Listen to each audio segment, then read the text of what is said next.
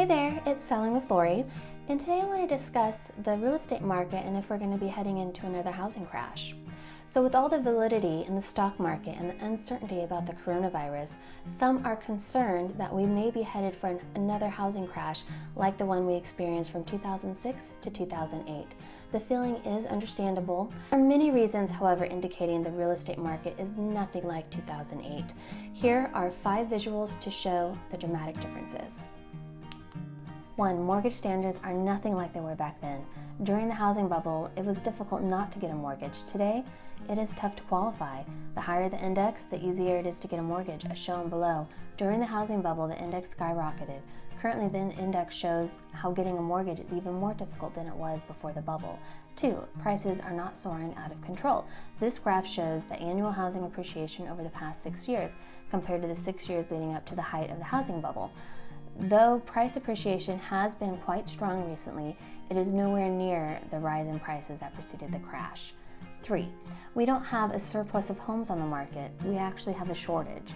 The month's supply of inventory needed to sustain a normal real estate market is approximately 6 months. Anything more than that is an overabundance and will cause prices to depreciate. Anything less than that is a shortage and will lead to continued appreciation.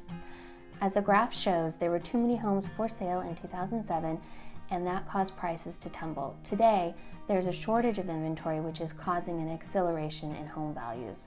4. Houses became too expensive to buy. The affordability formula has 3 components: the price of the home, the wages earned by the purchaser, and the mortgage rate available at the time. 14 years ago, prices were high, wages were low, and mortgages rates were over 6%. Today, prices are still high. Wages, however, have increased, and the mortgage rate is about 3.5%, which means the average family pays less for their monthly income towards their mortgage payment than they did back then. 5. People are equity rich, not tapped out. In the run-up of the housing bubble, homeowners were using their home as a personal ATM machine.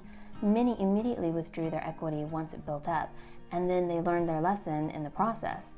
Prices have risen nicely over the past few years, leading to over 50% of homes in the country having greater than 50% equity, but owners have not been tapping into it like they did last time.